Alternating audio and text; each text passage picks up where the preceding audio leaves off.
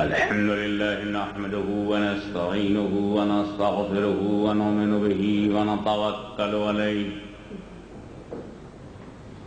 ونعوذ بالله من شرور أنفسنا ومن سيئات أعمالنا ومن يهده الله فلا مضل له ومن يضلله فلا هادي له ونشهد أن لا إله إلا الله وحده لا شريك له ونشهد أن سيدنا ومولانا وحبيبنا وشفيعنا وطبيب قلوبنا وشفاء صدورنا غوثنا وغياثنا ومغيثنا ومعيننا وقطبنا وفريدنا ونظامنا وسراجنا وولانا وأشرفنا ونور عيننا محمدا عبده ورسوله صلى الله تعالى عليه وعلى آله وصحبه أجمعين أما بعد أعوذ بالله من الشيطان الرجيم بسم الله الرحمن الرحيم محمد رسول الله صدق الله مولانا العلي العظيم وبلغنا رسوله النبي الكريم ونحن على ذلك لمن الشاهدين والشاكرين والحمد لله رب العالمين. بارگاہ رسالت میں درود پاک کا ہدیہ پیش کریں.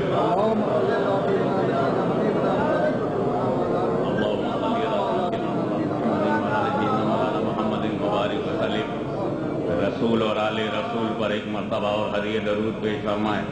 اللہم صلی علی سیدنا جد الحسن والحسین وعلی آل سیدنا جد الحسن والحسین. نبی اور آل نبی پر ایک مرتبہ اور بآواز بلند صلی اللہ علی النبی الأمی وآلہ صلی اللہ علیہ وسلم. صلاۃ و سلام علیک یا رسول اللہ.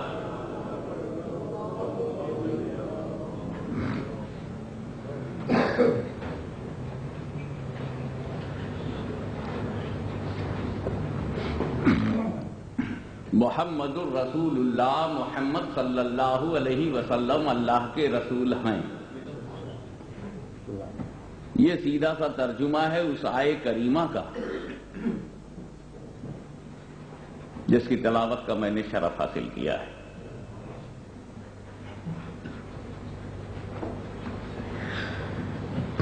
آیت کریمہ اللہ کا فرمان ہے. ہر آیت اللہ کا کلام ہے. جو میں بولوں گا وہ میری بولی ہوگی اور جو علامہ قمر الزمان فرمائیں گے وہ ان کا ارشاد ہوگا. آپ جو کہیں گے وہ آپ کا کہنا ہے, میں جو کہوں وہ میرا کہنا ہے, اور جو خدا کہے. تو یہ محمد رسول اللہ کہا کس نے؟ اور یہ قرآن میں کہا ہے تو محمد رسول اللہ خدا نے کہا ہے. یہ اللہ کا ارشاد ہے اور اللہ کا فرمان ہے. لہذا ہیلی فیکس میں کوئی اگر مجھ سے پوچھ لے کہ محمد رسول اللہ کیا ہے تو اس آیت کی روشنی میں یہ کہنے کا ہمارا حق ہے کہ یہ خدا کی آیت ہے, خدا کا فرمان ہے, خدا کا ارشاد ہے. اور خدا نے محمد رسول اللہ کہا ہے تو ایک بندے کو تو اطمینان ہو گیا کہ اللہ نے کیا کہا ہے. مگر امتی ہونے کے ناطے دل میں یہ توقع پیدا ہوگی یہ رسول آپ کا کہنا کیا ہے, اے رسول آپ کا فرمان کیا ہے, اے رسول آپ کا ارشاد کیا ہے. تو پھر وہ دیکھیں گے کہ رسول ایک دو سے نہیں پورے مجمع سے کہہ رہے ہیں. یا ایھا الناس قولوا لا الہ الا اللہ تفلحوا. اے لوگو لا الہ الا اللہ کہو فلاح پاؤ گے. ہم جب قرآن پڑھتے ہیں تو خدا کہتا ہے محمد رسول اللہ, اور جب رسول کو دیکھتے ہیں تو وہ یہ کہتے ہوئے نظر آ رہے ہیں قولوا لا الہ الا اللہ. کتنی خوبصورت تقسیم ہے کہ اے محبوب تیرا ذکر میں کروں, میرا ذکر تو کرے. لا الہ الا اللہ تم کہو, محمد رسول اللہ میں کہوں, تاکہ جو لا الہ الا اللہ کا دشمن ہو وہ تمہارے کہے کا دشمن ہو, اور جو محمد رسول اللہ کا دشمن ہو وہ میرے کہے کا دشمن ہو, وہ میرے فرمان کا دشمن ہو, وہ میرے ارشاد کا دشمن ہو. تو اب جن لوگوں نے لا الہ الا اللہ زیادہ کہا ہے گویا وہ رسول کی سنت پہ عمل کر رہے ہیں. اور جو بار بار محمد رسول اللہ کہہ رہے ہیں وہ سنت کبریہ پہ نظر رکھتے ہیں.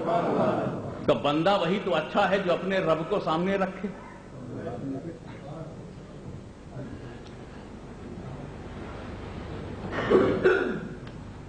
دیکھو ذکر اپنے ذاکر سے امپورٹنٹ ہوتا ہے.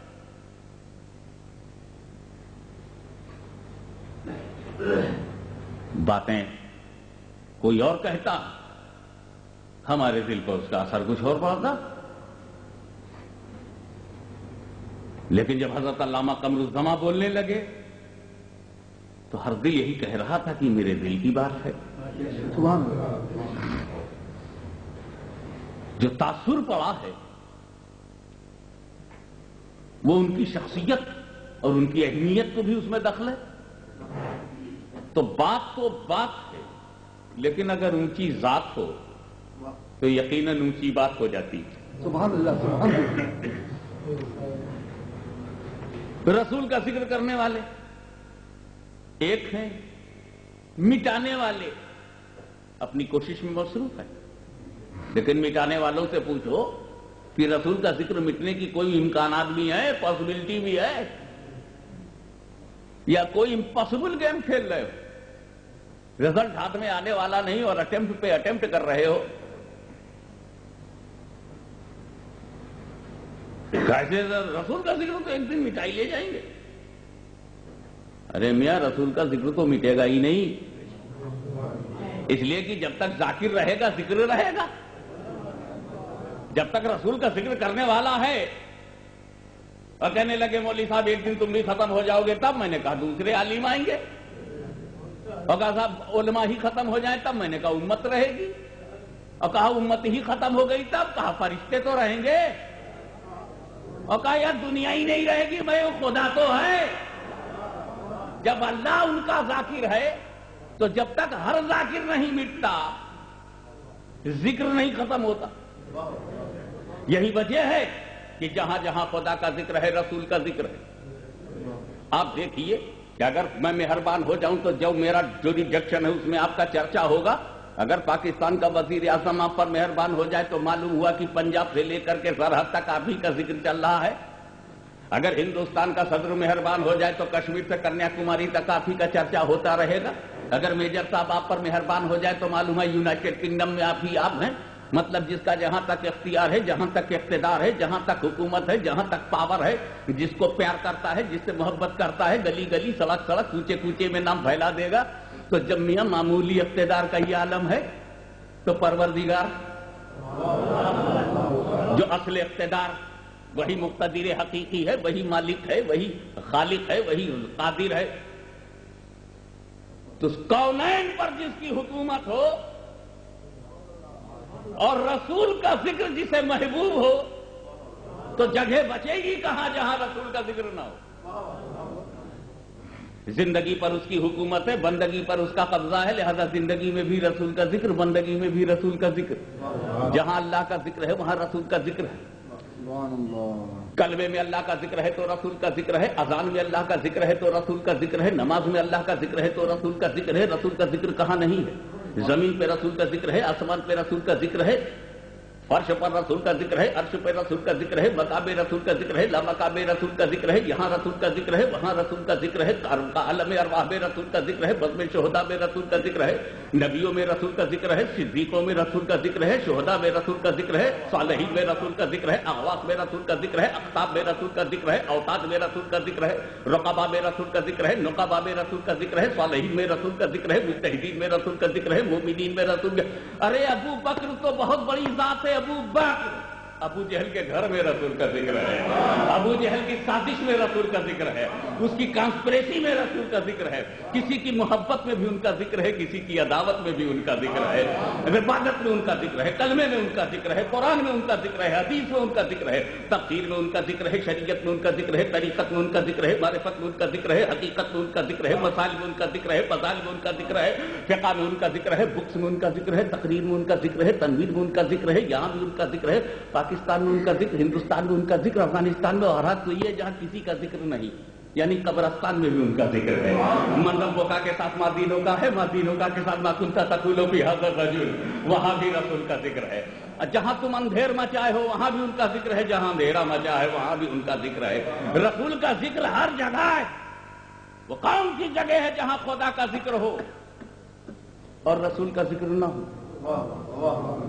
آسان میں اللہ کا ذکر تو رسول کا ذکر، کلمے میں اللہ کا ذکر تو رسول کا ذکر، قرآن میں اللہ کا ذکر تو رسول کا ذکر، حدیث میں اللہ کا ذکر تو رسول کا ذکر، مسجد میں اللہ کا ذکر تو رسول کا ذکر، خانقاہوں میں اللہ کا ذکر تو رسول کا ذکر، مسلمانوں کے گھروں میں اللہ کا ذکر تو رسول کا ذکر، انڈیویجول ہر ایک کے دل میں اللہ کا ذکر تو رسول کا ذکر. وہ کون سی جگہ ہے جہاں اللہ کا ذکر ہو؟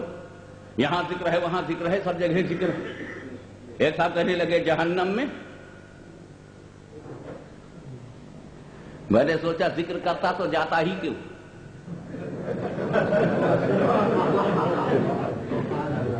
لیکن اگر آپ اجازت دیجئے تو میں سائیکولوجیکل پوائنٹ آف ویو سے اس کو انالیسس کروں. اٹ از پاسبل، ہو سکتا. ارے بھائی جنت میں رسول کا ذکر ہوگا، اس میں کوئی ڈاؤٹ نہیں. اس لیے کہ ہر آدمی خوش ہو کر مست ہو کر کے خدا کا شکر ادا کر کے اللہ ویری ویری تھینکس، یہ اللہ بہت بہت تیرا کرم ہے، تیری مہربانی ہے کہ تیرے رسول کو مانا تو یہ جگہ ملی، ان پہ قربان ہوتے رہے تو یہ جگہ ملی، تن من دھن کی بازی لگاتی ہو تو جگہ ملی، رسول کی محبت میں جیتے رہے تو یہ جگہ ملی. مدینہ چاہے دکھائی پڑے نہ دکھائی پڑے، 12 ربیع الاول بھی دکھائی پڑ گیا تو رسول کے لیے میلاد کیا تو یہ جگہ ملی، ان کی فکر میں رہے تو یہ جگہ ملی، رسول کو مانا تو یہ جگہ ملی. اور تیرے محبوب کے لیے اپنوں اور پرایوں سے ٹکراتے رہے. رسول دشمنوں سے کبھی سمجھوتا نہیں کیا. ارے رسول کے دشمن کو امام بنانا تو بڑی بات، ہم نے غلام بنانا بھی پسند نہیں کیا. اپنی نماز کا امام کیا بناتے، اپنے گھر کا غلام بنانا بھی پسند نہیں کیا. رسول کے غداروں سے علیحدہ رہے تو یہ جگہ ملی. اے اللہ تیرا لاکھ لاکھ شکر ہے کہ تیرے رسول سے محبت کیا تو یہ جگہ ملی. ہو سکتا ہے کہ اسی وقت جہنم میں کوئی جہنمی ہاتھ مل کر کے میری سوری تو بڑا گڑبڑ ہو گیا، ہم سے کیا بھول ہو گئی، کاش ہم نے رسول کو اپنی طرح نہ سمجھا ہوتا، کاش رسول پاک کے خلاف کوئی کتاب نہ لکھی ہوتی، کاش مردوں کے لیے کوئی زیور نہ تصنیف کیا ہوتا. مردوں زیور عورتوں کے عنوان سے مردوں کے بارگاہ میں نہ پیش کیا ہوتا. کاش میں نے رسول کے علم غیب کو جانور اور پاگلوں کو علوم سے تشبیہ نہ دی ہوتی. کاش میں نے شیطان کے علم کی وسعت کو مانتے ہوئے رسول کو کم نہ بتایا ہوتا. کاش رسول کو اپنے جیسا بشر نہ سمجھا ہوتا. کاش رسول کو اپنا بڑا بھائی نہ سمجھا ہوتا. اپنی ایک ایک غلطیاں یاد کر رہا ہے. کاش جماعت کے چکر میں پڑھ کر میں نے دامن غوث اعظم نہ چھوڑا ہوتا. میں نے داتا کو کیا چھوڑا. ارے میری تو پوزیشن یہ ہو گئی کہ اب اس دل میں داتا نہیں، کچھ سمجھ میں آتا نہیں. جس دل میں داتا نہیں اس کو کچھ سمجھ میں آتا نہیں. اب وہ پریشانی میں مبتلا ہو کر کے کہہ رہا کاش میں نے رسول کو مانا ہوتا، کاش اس طرح مانا ہوتا جیسے صدیق نے مانا تھا، کاش اس طرح مانا ہوتا جیسے حسین نے مانا تھا، کاش اس طرح مانا ہوتا جیسے عبد القادر جیلانی نے مانا تھا، کاش اس طرح سے مانا ہوتا جیسے علی حجویری نے مانا تھا، کاش اس طرح سے مانا ہوتا جیسے حسن سنجری نے مانا تھا. آج ہم سے غلطی، کم سے کم ہماری سمجھ میں وہی بات آ جاتی جو امام احمد رضا نے سمجھایا تھا، جو فضل حق خیرآبادی نے سمجھایا تھا، جو مفتی صدر الدین نے سمجھایا تھا. یہ بھی سمجھ میں نہیں آ رہا ہے. اب اتنی بڑی بھول ہو گئی ہے اور وہ چیخ رہا ہے، چلا رہا ہے، جل رہا ہے اور جل جل کے کہہ رہا ہے کاش میں نے رسول کو مانا ہوتا، کاش میں نے رسول کو مانا ہوتا. وہ افسوس کر رہا ہے اور افسوس میں ذکر رسول ہو رہا ہے، وہاں بھی ذکر رسول ہو رہا ہے. مگر میرے دوستو، جنت میں بھی ذکر ہو رہا ہے، جہنم میں بھی ذکر ہو رہا ہے، مگر دونوں ذاکر برابر نہیں ہیں. اس لیے کہ جنت میں جو ذکر ہو رہا ہے وہ الگ ہے اور جو جہنم میں ذکر ہو رہا ہے وہ الگ ہے. جنتی بھی ذکر کر رہا ہے اور جہنمی بھی ذکر کر رہا ہے، مگر دونوں کے ذکر میں فرق ہے. جنتی مسرور ہو کے ذکر کر رہا ہے، جہنمی مجبور ہو کے ذکر کر رہا ہے. اللہم صلی علی سیدنا مولانا محمد وعلی آل سیدنا مولانا محمد وبارک وسلم. صلاۃ و سلام علیک یا رسول اللہ. تو کوئی ایسی جگہ نہیں ہے جہاں اللہ کا ذکر ہو اور رسول کا ذکر نہ ہو. ایک جگہ ہے جہاں اللہ کا ذکر تو ہے، رسول کا ذکر نہیں ہے، اور وہ جگہ ہے جب آپ لائن کو پکڑ کر پٹکتے ہیں یا مرغے کو لے کر کے اس کی گردن پہ چھری رکھتے ہیں تو کہتے ہیں بسم اللہ اللہ اکبر، بسم اللہ اللہ اکبر، بسم اللہ اللہ اکبر، اللہ ہی کا ذکر کرتے ہیں. وہ جگہ آپ رسول کا ذکر نہیں کرتے. رسول کا ذکر نہ کرنا، بسم الرسول نہ کہنا ممنوع، حرام، اس لیے کہ تو نے اتنا نہیں سوچا کہ جس مرغ کو تو ذبح کر رہا ہے، جس بکرے کو تو ذبح کر رہا ہے، جس گائے کی گردن پر تو چھری پھیر رہا ہے، ذرا گائے کے دل سے پوچھ یہ مقام کون سا ہے، ذرا اس حلال جانور سے دریافت کر کی پوزیشن کیا ہے، اس کی گردن پہ تم چھری پھیر رہے ہو، اس کی شہرت کاٹ رہے ہو، اس کے جسم کا سارا خون باہر نکالنے والے ہو، وہ تڑپ تڑپ کے ٹھنڈا ہو جائے گا، اتنے مشکل مرحلے سے وہ گزرے گا، یہ مقام غضب ہے، یہ مقام ذبح، اور اس مقام ذبح پر، اس غضب و قہر کے مقام پر یاد رکھ میرا خدا اگر رحمان و رحیم ہے تو قاہر و قہار بھی ہے، جابر و جبار بھی ہے، لہذا اس مقام ذبح پر قاہر کا ذکر کرو تو مناسب ہے، جبار کا ذکر کرو تو مناسب ہے، قہار کا ذکر کرو تو مناسب ہے، اس مقام پر رحمت عالم کو آواز نہ دو، رحمت للعالمین کا ذکر نہ کرو، کیونکہ نادان جان لینے کے لیے ان کا ذکر نہیں کرتے، جان بچانے کے لیے ان کا ذکر کرتے ہیں، زندگی کی حفاظت کے لیے ان کا ذکر کرتے ہیں۔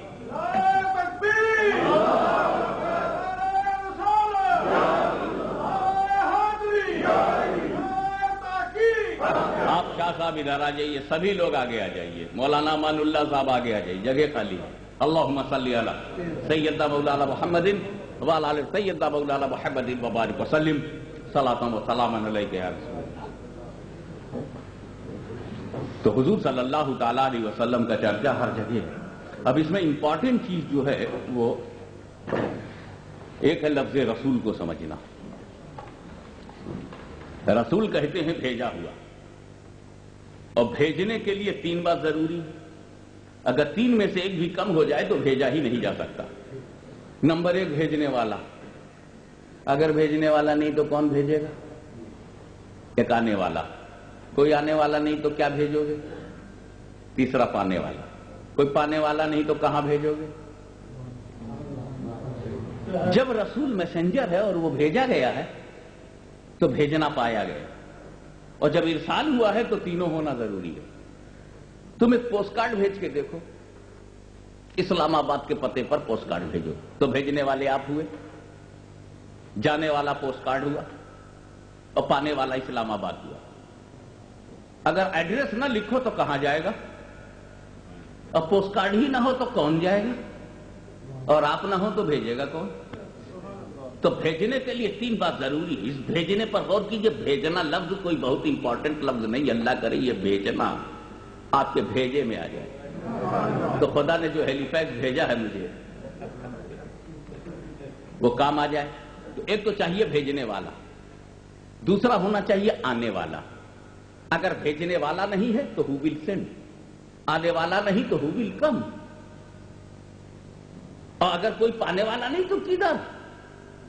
جب رسول بھیجے ہوئے ہیں تو بھیجنے والا بھی چاہیے، تینوں ذات ہونا، اور تینوں ذات ہے، بھیجنے والا اللہ، آنے والے رسول اللہ، اور بندوں کی طرف اللہ نے رسول کو بندوں کی طرف بھیجا۔ دوسرے لفظوں میں یوں بھی کہہ سکتے ہو، خدائے بزرگ و برتر نے نیچے والوں کی اصلاح کے لیے، پراپر گائیڈنس کے لیے بیچ والا بھیجا۔ اے رسول تم بیچ میں کیوں؟ خدا بندے کے درمیان کڑی کیوں؟ کیوں ملا جو بیچ میں ہوتا ہے ایٹ دی سیم ٹائم اس کا تعلق اوپر بھی ہوتا ہے اور نیچے بھی ہوتا ہے۔ اے رسول آپ کو درمیان میں اسی لیے رکھا گیا کہ ایک ہی وقت میں آپ کا تعلق خدا سے بھی ہے اور بندوں سے بھی۔ خدا سے لو، بندوں کو دو، خدا سے سیکھو، بندوں کو سکھاؤ، خدا سے قرآن لو، اے رسول تم کو جو چاہیے خدا سے لو، نماز چاہیے خدا سے لو، شریعت چاہیے خدا سے لو، ضابطہ چاہیے خدا سے لو، دستور چاہیے خدا سے لو، کانسٹیٹیوشن چاہیے خدا سے لو، شریعت چاہیے خدا سے لو، طریقت چاہیے خدا سے لو، آیات چاہیے خدا سے لو، قانون چاہیے خدا سے لو، دستور چاہیے خدا سے لو، ضابطہ چاہیے خدا سے لو، کانسٹیٹیوشن آف اسلام چاہیے خدا سے لو۔ اے رسول تمہیں جو چاہیے وہ مجھ سے لیتے رہو، اور میرے بندو تمہیں جو چاہیے وہ میرے رسول سے لیتے رہو. قرآن رسول سے لینا، نماز رسول سے لینا، حج رسول سے لینا، زکات رسول سے لینا، شریعت رسول سے لینا. بے رسول میں تمہیں دوں گا تاکہ بندے ڈائریکٹ مجھ سے نہ کچھ لیں. نہ قرآن ڈائریکٹ ملے، نہ نماز انہیں ڈائریکٹ ملے، نہ شریعت ڈائریکٹ ملے. میں سوچتا ہوں کہ جب ڈائریکٹ شریعت نہیں ملتی تو ڈائریکٹ مشیت کیسے ملے گی؟ رسول کے وسیلے سے. ہاں جو بیچ میں ہوتا ہے اس میں ایک شان اور ہوتی ہے. میں مختصر سے تیزی سے لے چلوں گا آپ کو. جو بیچ میں ہوتا ہے نہ اوپر کے برابر ہوتا ہے نہ نیچے کے برابر ہوتا ہے. جیسے ایک لڑکا سیکنڈ ڈویژن پاس ہو جائے تو کہے گا کہ I stood second division in my examination. آپ آسانی سے سمجھ جائیں گے کہ یہ فرسٹ ڈویژن کے برابر نہیں ہے، کیونکہ سیکنڈ ڈویژن بیچ کا ڈویژن ہے، نہ فرسٹ کلاس کے برابر ہے نہ تھرڈ کلاس کے برابر. جو بیچ میں ہوتا ہے نہ اوپر کے برابر ہوتا ہے نہ نیچے کے. تو خدا اور رسول کے درمیان کی کڑی ہے. اس کا مطلب یہ ہے کہ نہ خدا کے برابر ہے نہ بندوں کے برابر ہے. تو جو خدا کے برابر کرے وہ غالی ہے اور جو بندوں کے برابر کرے وہ باغی ہے. یہ تو ہمارا مقدر ہے، نہ غالیوں میں ہے نہ باغیوں میں ہے.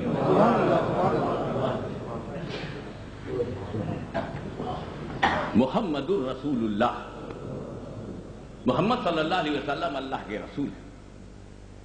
ایک بات اور اچھی طرح سمجھ لیجیے، بیچ کی کڑی ہے. یہ بیچ والی انگلی اوپر والی سے ڈائریکٹ مل سکتی ہے، ڈائریکٹ جب چاہے. لیکن نیچے والی انگلی اوپر والی سے ملنا چاہے تو جب تک بیچ والی سے نہ مل جائے اوپر والی سے مل نہیں سکتی. یہ رسول آپ خدا سے ڈائریکٹ مل سکتے ہیں، لیکن اگر بندہ اللہ تک جانا چاہتا ہے تو جب تک رسول اللہ کو نہ پا جائے اللہ تک جا نہیں سکتا. تو معلوم ہوا کہ کامیاب بندہ وہ ہے جو رسول اللہ تک جائے، جو رسول اللہ کے قرب میں جگہ بنا لے. وہ آباد ہو کے آباد ہے، برباد ہو کے آباد ہے. رسول تک پہنچنا ہماری کامیابی ہے. جو لوگ رسول تک نہیں پہنچے، اچھا دو قسم سے پہنچتے ہیں. ایک ایمانن پہنچتے ہیں رسول تک، ایک امتحانن پہنچتے ہیں. ایک ایمان لا کر کے پہنچتے ہیں اور ایک ایگزامینیشن کے لیے پہنچتے ہیں. جتنے صحابہ ہیں وہ سب رسول تک پہنچے. اور یہی عمر ابن خطاب کیا کہہ کے نکلے تھے جب ان کو انفارمیشن ملی؟ 20 مسلمان ہو گئے، چپ برداشت کیے. 25 عرب became مسلم، برداشت کیے. 26 27 28 30 ہو گئے، برداشت کیے. 35 ہو گئے، 35 عرب مسلمان ہو گئے، برداشت کیا. جب ان کو پتا چلا 39 عرب became مسلم، برداشت کے باہر ہو گیا. بولے تو بہت ڈے بائی ڈے سب بڑھتے چلے جا رہے ہیں، تو بہت زیادہ ہو گئے. تلوار کھینچ لی. کعبے میں بیٹھے تھے اور تلوار کھینچ کر کے بولے کہ بہت ہو گیا. 39 مسلمان ہو گئے، اب 40واں نہیں ہونے دوں گا. 39 پر سب ختم ہو جائے گا، 40واں ہوگا ہی نہیں. اور یہ کہہ کر کے نکلے 40واں ہونے نہیں دوں گا. اندھیرے میں چیلنج دیکھو، کفر کی حالت میں دعویٰ دیکھو، 40واں ہونے نہیں دوں گا. یہ جو لوگ بولتے ہیں نا 40واں مت کرو، یہ کوئی نئی بات نہیں ہے. یہ تو کفر کی حالت میں وہ بول چکے. اچھا 40واں ہونے نہیں دوں گا، یہ حضرت عمر نے کس حالت میں کہا تھا؟ ایمان کی حالت میں نہیں کہا تھا نا. معلومات 40ویں کی مخالفت کفر کی حالت کی علامت ہے. میں 40واں ہونے نہیں دوں گا. اور ادھر قدرت دیکھ رہی ہے، مشیت دیکھ رہی، چل 40واں ہونے نہیں دے گا تو چل. تو 40واں تو ہی ہے، تو چل تو 40واں تو ہی ہے. اور جب سنیوں نے سنا کہ فاروق اعظم 40واں ہے تو سارے سنیوں نے قسم کھا لیا 40واں نہیں چھوڑیں گے، یہ 40واں نہیں چھوڑیں گے. آپ دیکھو گئے تلوار لے کر اور وہاں راستے میں مل گئے اور بولے تم عمر کہاں جا رہے ہو؟ تمہارے رسول کے پاس جا رہے ہیں اس لیے. ارے پہلے اپنا گھر تو دیکھو. اب وہ گھر گئے. اے اللہ یہ کیا؟ کہا دیکھ لے چلنا ہے رسول تک نا تو غصے میں لے جاؤں. پہلے غصہ ہی اپنے گھر میں اتار لے. چونکہ راستہ بدلنے والا اسی لیے پہلے ہی راستہ بدل دیا میں نے. بہرحال جو واقعہ ہے وہ آپ کے سامنے وہ گیا. حضرت فاروق اعظم مومن کامل ہوئے, بارگاہ رسالت پہ حاضر ہوئے. جب تک رسول تک نہیں پہنچے تھے وہ ناکام آدمی تھے. دروازہ رسول کا کھلا, نگاہ عمر نگاہ رسول سے, نگاہ رسول نگاہ عمر سے ٹکراتی ہے اور دامن عمر کو ڈھیلا کر رسول پوچھتے ہیں کیا تمہارے ایمان لانے کا وقت نہیں آیا؟ تو عقیدت و محبت کو جھکا کر وہ کہتے ہیں اشہدو ان لا الہ الا اللہ و اشہدو ان محمدا عبدہ و رسولہ. رسول تک پہنچنے میں وقت کا سب سے بڑا ظالم زبردست عادل بن گیا. جو ابو جہل کی طاقت تھا وہ مصطفیٰ کا قوت بازو بن گیا اور اسلام کے لیے وہ زبردست بارگاہ رسول میں خادم اور پوری امت کا مخدوم بن گیا. زبردست شخصیت پر بن گئی. رسول ہاتھ مل گئے, رسول کا قرب مل گیا, رسول تک اس کی پہنچ ہو گئی. ایک جانا ہے کہ ایسا رسول تک پہنچا. ابو جہل نے بھی تو کوشش کیا تھا, مٹھی میں کنکری لے کر کے پہنچا تھا. بتا میری مٹھی میں کیا ہے؟ رسول نے کہا جو تیری مٹھی میں ہے وہ بتا دے میں کون ہوں. تب بڑا کلیٹ ہوا کہ معاملہ تو وہ تو جانتا ہی تھا میں کنکری لایا ہوں, یہ کنکری تو بولے گی نہیں. اب رسول کہہ رہے ہیں کہ یہ جو تیرے ہاتھ میں ہے وہ بتا دے میں کون ہوں, تب میرے بارے میں وہ بولے. بڑا خوش ہوا کہ یہ بے جان کیا بولے. بڑا بھروسہ تھا کہ بے جان کیا بولے, لیکن وہ بے جان کنکریاں بول پڑی. جب گھبرایا تو رسول کی طرف پھینکا اور بھاگ گیا. ایک جانا یہ بھی ہے, گئے پیٹھ دکھا کے چلے آئے. تو ابو جہل نے سب سے پہلے رسول کو پیٹھ دکھایا. گیا رسول کے پاس, پیٹھ دکھایا, چلا آیا. آج چلے جاؤ گنبد خضرا کے پاس, کتنے لوگ پیٹھ دکھائے کھڑے آئے. میں نے پوچھا یہ تم نے کہاں سے سیکھا؟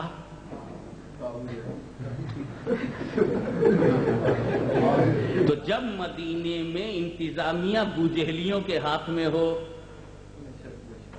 تو جو کچھ ہو جائے کم ہے. ہم ادب سے کھڑے ہو کر صلوات و سلام پیش کرتے ہیں, وہ پیٹھ دکھائے ہوئے کھڑے رہتے. لیکن آپ نے یہ محسوس کیا کہ کنکریوں نے کن حالات میں کلمہ پڑھ دیا تھا؟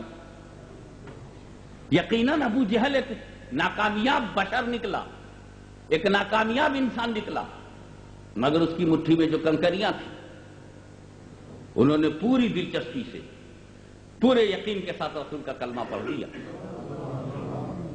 لیکن کنکریاں جو پڑھی گئی ہیں وہ کسی وفادار کی مٹھی میں رہ کر نہیں. کلمہ اسلام آباد میں پڑھتے ہو, میرپور میں پڑھو گے, کراچی کے ماحول میں پڑھو گے, یا ہندوستان میں جہاں مسلمانوں کی اکثریت ہے اس قصبے میں پڑھو گے. کیا بہادری, کنکریوں سے درس لو کہ جب کنکریوں نے کلمہ پڑھا تھا تو کسی مسلمان کی مٹھی میں نہیں تھی, کسی سرپرست کی مٹھی میں نہیں تھی, کسی حامی کی مٹھی میں نہیں تھی, کسی متفق کی مٹھی میں نہیں تھی, کسی وفادار کی مٹھی میں نہیں تھی. ابو جہل کی مٹھی میں ہے, ابو جہل کی پکڑ میں ہے, ابو جہل کی گرفت میں ہے, ابو جہل کے کنٹرول میں ہے, ابو جہل کے قبضے میں ہے, ابو جہل کے اختیار میں ہے, ابو جہل کے چنگل میں ہے, ابو جہل کی مٹھی میں ہے. لیکن جب رسول کی عزت و آبرو پر حملہ ہو گیا تو کنکری نے نہیں دیکھا میں کس کی مٹھی میں ہوں, اس نے نہیں دیکھا میں کس کے شکنجے میں ہوں, اس نے نہیں دیکھا کون سی آب و ہوا میں ہوں, اس نے نہیں دیکھا کس ایٹماسفیئر میں ہوں, اس نے نہیں دیکھا میری نیشنلٹی کہاں کی ہے, اس نے نہیں دیکھا میری قومیت کہاں کی ہے, اس نے نہیں دیکھا کہ حکمت کیا کہتی ہے, اس نے نہیں دیکھا مصلحت کیا کہتی ہے. پیغمبر کی آبرو پر اپنی زندگی کو داؤں پہ لگا دیا معمولی کنکریوں نے.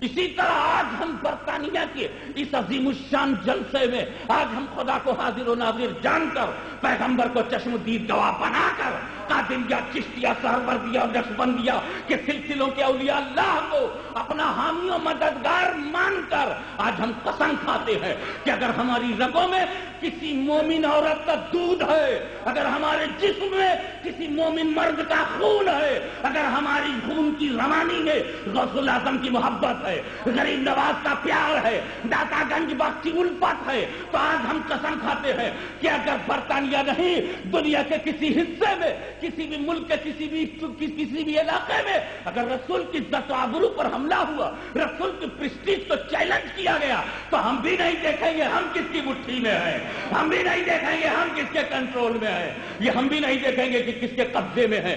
اس لیے کہ جو رزلٹ ہم اس لیے نہیں دیکھیں گے کیونکہ ہم نے دیکھا ہے کہ جب فاطمہ کا لال کربلا کی دھرتی پر آتا ہے، کربلا کی دھرتی پر آتا ہے، اس کا محاصرہ کر لیا جاتا ہے، اس کو گھیرا جاتا ہے، اور گھیر کر کے ایک داستان مکمل ہے آپ کے سامنے۔ لیکن ابھی جس طرف علامہ قمر الزمان صاحب نے آپ کو ہدایت دی ہے، جہاں آپ کو ہوشیار کیا ہے، جہاں آپ کو بیدار کیا ہے، میں پوچھنا چاہتا ہوں کہ ان لوگوں نے کیا سمجھا ہے؟ ان کے سامنے یاد رکھنا، ہم یہ نہیں دیکھتے کہ ہم کہاں ہیں، ہم یہ نہیں دیکھتے کہ ہم کتنے ہیں، اور یہ بھی نہیں دیکھتے کس کی اجازت سے آئے ہیں۔ توجہ چاہوں گا، ہم یہ بھی نہیں دیکھتے کہ کس نے ہمیں پرمٹ کیا ہے آنے کو، اس لیے کہ کنکری نے نہیں دیکھا کہ کس نے چنا ہے، کنکری نے نہیں دیکھا کہ کس نے سلیکٹ کیا، کنکری نے نہیں دیکھا میں کہاں ہوں، کنکری نے نہیں دیکھا پاور کس کا ہے۔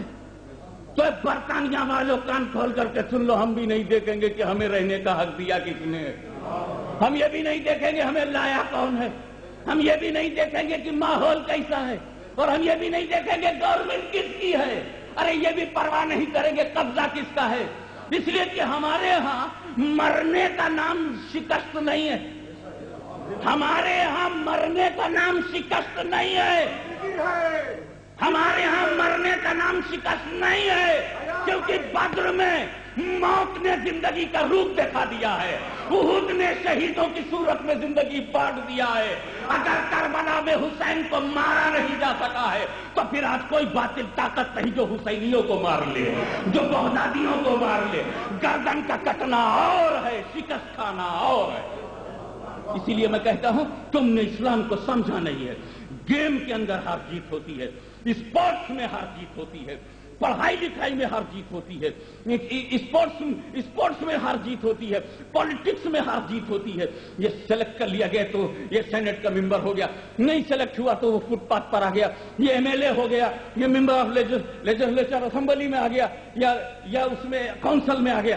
تو پالیٹکس میں، الیکشن میں، زندگی میں، بزنس میں، اٹھنے بیٹھنے میں ہار جیت ہے، لیکن اسلام نے ہار جیت کے اس سارے فلسفے کو نوچ کے پھینک دیا اور کہا سن، جو مجھے پا جائے، جو میرے قرب میں آ جائے، جو توحید کا جام پی لے، جو رسول کی محبت میں سرشار ہو جائے، شکست اس کی تقدیر سے نکال دیتے ہیں، ہار اس کی کتاب زندگی سے ہار کو مٹا دیا جاتا ہے۔ اسلام نے بس یہی کہا ہے، ارے تم لڑ گئے رسول کے لیے، تم لڑ گئے خدا کے لیے، ہوا کیا؟ بچے؟ میں نے کہا ہاں بچ گیا، کہا غازی ہو، کہا کٹ گئے، میں نے کہا وہ تو کٹ گیا، کہا شہید ہے، نہ یہ ہارا ہے نہ وہ ہارا ہے۔ ہمارے ہاں یا تو غازی کہتے ہیں یا شہید کہتے ہیں، اور خدا کی قسم تاریخ اسلام میں نہ غازی شکست خوردہ ہے نہ شہید شکست خوردہ ہے، اس لیے کہ شہادت تو وہ لذت ہے کہ بار بار شہید سے پوچھو گے تو بار بار شہادت کی دعا کرے گا، اس میں وہ عظمت ہے کہ بار بار وہ شہید ہونا چاہے گا۔ اور ہار اسے کہتے ہیں جو دوبارہ ہم نہ چاہیں، ہار اسے کہتے ہیں جسے ہم نہ چاہیں اور جس کے لیے ہم تڑپیں، وہ مدعا ہے، ہار نہیں۔ میں کہتا ہوں ہارا وہ ہے جو شہید نہیں ہوا اور مارا گیا، ہار وہ گیا جو قتل تو ہوا مگر شہید نہیں ہے، بچ کے آیا مگر غازی نہیں ہے۔ تم کتنے ہی بے ضمیر ہو جاؤ، تم کتنے ہی اندھیرے میں چلے جاؤ، تمہاری ہمت نہیں ہے کہ تم اعلان کر دو کہ امریکی غازی ہیں، یا جو مار دیے گئے ہیں خفجی میں، یا مار دیے گئے ہیں بے شمار جسی آج تک چھپائے بیٹھے ہیں، تم انہیں شہید نہیں کہہ سکتے، ان سور خوروں کو، ان شرابیوں کو، ان تسلیس کے گھروندے میں بسے ہوئے لوگوں کو، یہ تسلیس کے متوالوں کو کیا تم غازی کہہ سکتے ہو؟ کیا تم شہید کہہ سکتے ہو؟ کیا یہودی غازی ہوتا ہے؟ کیا نصرانی شہید ہوتا ہے؟ کیا یہ گورے شہید ہوتے ہیں؟ کیا یہ بش کی قوم شہید ہو سکتی ہے؟ کیا یہ میجر کی ناجائز اولادیں شہید ہو سکتی ہے؟ کیا یہ ویتران کی اولادیں شہید ہو سکتی ہے؟ کیا یہ اسرائیل کے ناجائز بچے یہ سب شہید ہو سکتے ہیں؟ معلوم ہوا جہاں شہادت نہیں، جہاں غزوہ نہیں، جہاں کوئی غازی نہیں ہوتا، جہاں کوئی شہید نہیں ہوتا، وہی بدقسمت گروہ ہے، وہی بدقسمت گروہ ہے۔ رہا بغداد کا اجڑ جانا، رہا بغداد پر بمباری کرنا، بغداد کو تباہ برباد کرنا، میں نے بھی دل میں سوال آیا تھا، تم نے بغداد کا مزاج سمجھا نہیں ہے۔ بغداد کو لوٹا تو جا سکتا ہے مگر بسنے سے روکا نہیں جا سکتا ہے، اس لیے کہ اگر لوٹنے والے امریکی ہیں تو بسانے والے غوث اعظم ہیں، بسانے والے حضرت علی ہیں، بسانے والے امام حسین ہیں، بسانے والے عباس علم بردار ہیں، بسانے والے موسیٰ قاسم ہیں۔ ارے ہم حنفیوں کے امام اعظم ہیں، وہیں پر امام اعظم ہیں، وہیں پر امام غزالی ہیں، تو وہیں پر جنید بغدادی ہیں، وہیں پر ابو بکر شبلی ہیں، جتنے بھی بزرگان دین کیا یہ سب بسانے والے ہیں۔ تم بغداد کو پھر اجاڑو گے، وہ پھر بسے گا، مگر مسٹر بش اگر ایک بار ہم نے متحد ہو کر واشنگٹن کو اجاڑ دیا تو وہاں بسانے والا کوئی نبی نہیں ہے، بسانے والا کوئی غوث نہیں ہے، بسانے والا کوئی امام نہیں ہے۔ تم اجڑو گے تو بھکاری بن جاؤ گے، ہم اجڑیں گے تو درباری بن جائیں گے، تم اجڑو گے تو بھکاری بن جاؤ گے۔ ہمارا مزاج چلا رہا ہے، اسی لیے میں کہتا ہوں کہ بغداد کی اس لڑائی کو ہار و جیت کی نک لگا کر کے نہیں، بلکہ بے ضمیر عربوں میں ایک ضمیر تو، یہ نامردوں میں ایک مرد تو تھا۔ بات تو یہ ہے جناب کہ میں اگر 10 کلو کا ہوں تو 20 کلو سے مقابلہ نہیں کرتا، میں اگر 100 کلو کا ہوں تو 200 کلو والے پہلوان سے ہاتھ نہیں ملاتا۔ اور یہاں مسٹر صدام حسین کو دیکھیے کہ وہ جانتے ہیں کہ میں اکیلا ہوں اور 30-32 باہر ہیں، جتنے چھوٹے بڑے شیطان ہیں سب اکٹھا ہو گئے، اور ان شیطانوں میں جتنے ہماری جماعت کے منافقین کے ساتھ ہو گئے۔ اب یہ 30-32 ممالک ایک ساتھ ہو گئے ہیں تو ہماری ہار تو ڈیفینٹ ہے۔ پھر یہ ڈیڈ لائن سے باہر جو ڈیڈ لائن کی واپس کیوں نہیں ہو گئے؟ تو اس کا دیکھ میں صدام حسین ہوں، صدام حسین میرا نمونہ ہے امام حسین، میرا نمونہ ہے امام حسین۔ خود انہی سے پوچھو کہ کربلا جانے سے پہلے ریورس کیوں نہیں ہو گئے؟ امام مسلم کی شہادت کی خبر پاتے ہی کیوں نہیں منصوبہ بدل دیا؟ ان کا وہ سب ہوگا جو ان کے ساتھ ہوا ہے۔ محاصرہ ہوتا ہے تو ہونے دو، یہ اگر سینکشن کرتے ہیں تو کرنے دو، اس لیے کہ بغداد کی زمین کو سینکشن سے دبایا نہیں جا سکتا، وہ کیونکہ عراق میں کربلا ہے اور وہ یزید کا سینکشن جھیل چکا ہے۔ تو یاد رکھیے کہ یہ ہو کیسے گیا، یہ ہو کیسے گیا۔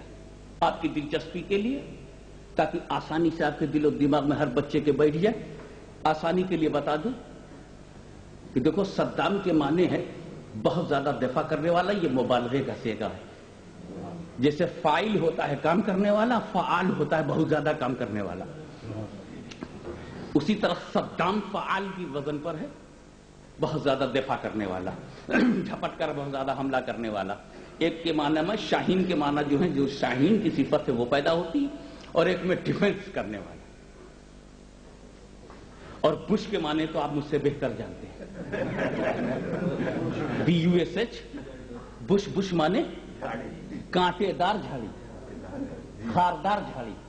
ہر جھاڑی بش نہیں ہے، چھوٹی سی کانٹے دار، اس کو بش کہتے ہیں انگریزی میں۔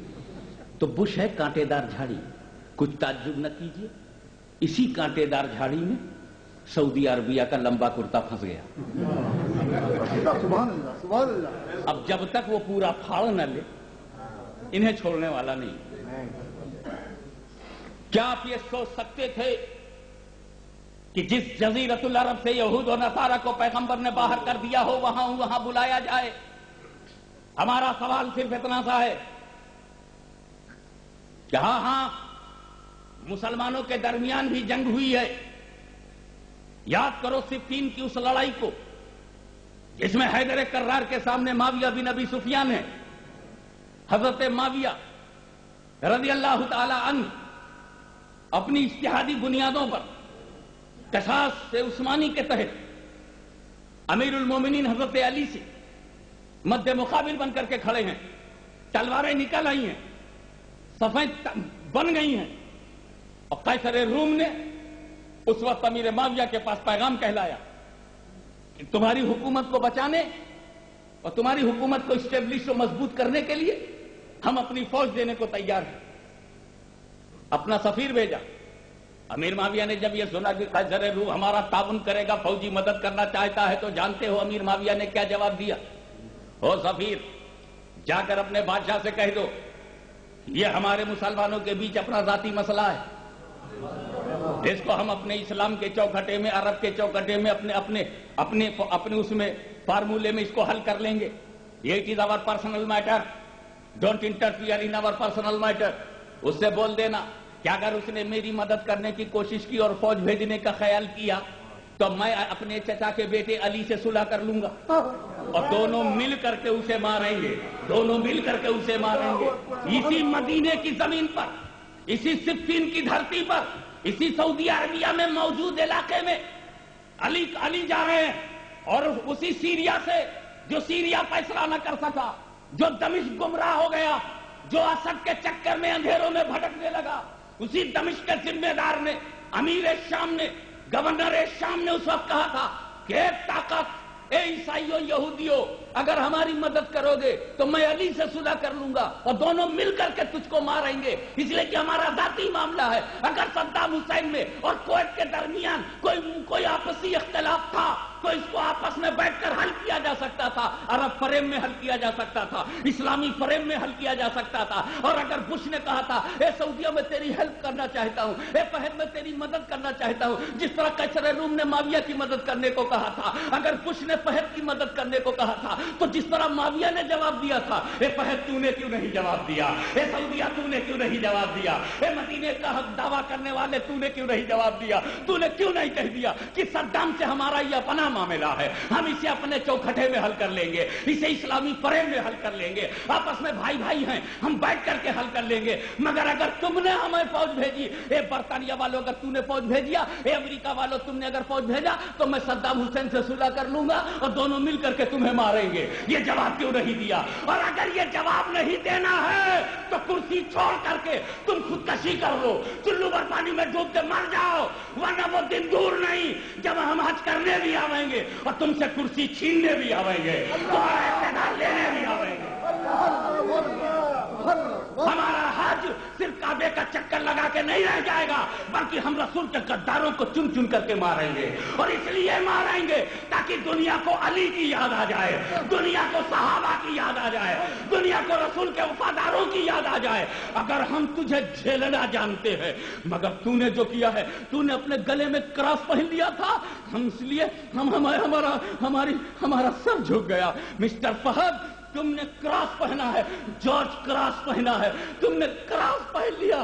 ہاں، ایک کراس تیری ہمت کیسے پڑی کہ فہد کے گلا میں چلا جا؟ تو کراس نے کہا جس دل میں محمد نہیں ہوتے ہم وہاں آسانی سے چلے جاتے ہیں، جس دل میں پیغمبر کی محبت نہیں ہوتی، جس دل میں مصطفی انقلاب کا احساس نہیں ہوتا، یہ انقلاب دیواروں میں لکھنے کے لیے نہیں ہے، یہ انقلاب کپڑوں پر لکھنے کے لیے نہیں ہے، یہ انقلاب صرف وال کے اوپر لکھنے کے لیے نہیں ہے، یہ پیپر وال پر ہم نہیں لکھیں گے۔ اگر سنی تم ایک ہو جاؤ تو یہ انقلاب تم کو ہم تہران کی دھرتی پر دکھائیں گے، یہ انقلاب ہم تم کو ریاض کی زمین پر دکھائیں گے، یہ انقلاب ہم تم کو گنبد خضرا کے نیچے رسول اللہ کی دعاؤں کے ساتھ دکھائیں گے، شہیدوں کے لہو کے ساتھ دکھائیں گے۔ اس لیے کہ بھارت کی دھرتی پر اگر بابری مسجد کو بچانے کے لیے کروڑوں مسلمان اپنی زندگی دے سکتا ہے، تو مکہ مدینہ کی آبرو بچانے کے لیے دنیا کا ہر مسلمان اپنے لہو کا آبشار جاری کر سکتا ہے، اپنے لہو کا دریا بہا سکتا ہے۔ اس لیے کہ ہم جانتے ہیں کہ جو رسول پہ مرتا ہے، جو رسول کے لیے مرتا ہے، وہ مرتا ہی نہیں، کیونکہ ہمارا رسول وہ رسول نہیں ہے جو رسول تھا، ہمارا رسول وہ رسول نہیں ہے جو رسول تھا، بلکہ ہمارا رسول ایسا رسول ہے جو اللہ کا رسول ہے، محمد۔